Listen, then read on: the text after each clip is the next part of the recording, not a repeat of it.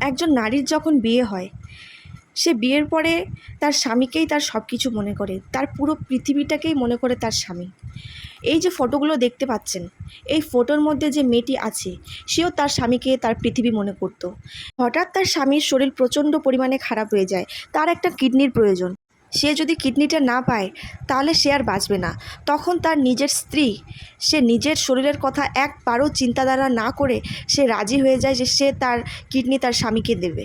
সে ভাবে, যদি আমার একটা কিডনি দেওয়াতে আমার স্বামী বেঁচে যায়, তাহলে আমি আমার স্বামীকেই বাঁচাবো। ওই স্ত্রীর কিডনি দেওয়াতে স্বামী বেঁচে গেল।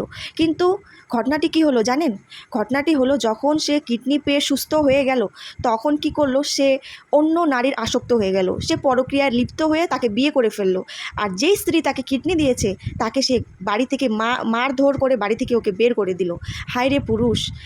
যে স্ত্রী তাকে কিডনি দিয়ে বাঁচালো, যাকে নাকি তার যদি পা ধুয়ে জল খায় তাও ওর ঋণ শোধ করতে পারবে না, নিজের জীবনকে ঝুঁকি দিয়ে সে স্বামীকে বাঁচালো, আজ সেই স্বামী তার জীবনটাকে শেষ করে দিল।